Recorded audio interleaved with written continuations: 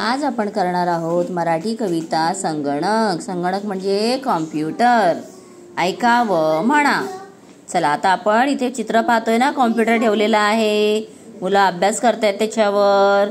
चला तर काय दिलंय कवितेमध्ये, घरीच माझ्या संगणक आणणार, अचूक गणित त्यावर करणार, सुबक सुंदर काढणार चित्र, देश विदेशात जोडणार मित्र, संगणकाद्वारे आता संवाद साधणार, दूरच्या व्यक्तीचा चेहरा बघणार, घरीच बसून जग बघणार, व्यवहार सारे झटपट करणार।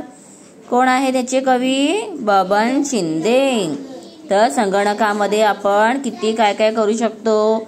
आपण चित्र काढू शकतो, आपण कोणाशी बोलायचं असेल तर आपण व्हिडिओ कॉलमध्ये बोलू शकतो, त्यानंतर कोणतं इन्फॉर्मेशन फाइंड करायचं असेल तर आपण इथे बसून सगळं बघू शकतो। आपल्या गावचे चित्र किंवा अमेरिका बघायचं असेल, जपान बघायचं असेल तर तुम्ही याच्यावरती सर्च करू शकता, शोधू शकता सगळं। म्हणजे संगणक हा आपल्याला खूपच फायदेशीर आहे, उपयोगाचा आहे। म्हणून सगळ्यांनी छानपैकी संगणकाचा अभ्यास आत्तापासूनच शिकायचा। तुमच्या शाळेमध्ये शिकवतात ना। चला ठीक आहे, तर अशी कविता तुम्हाला आवडली असेल तर मला नक्की कमेंट करून सांगा। Bye bye.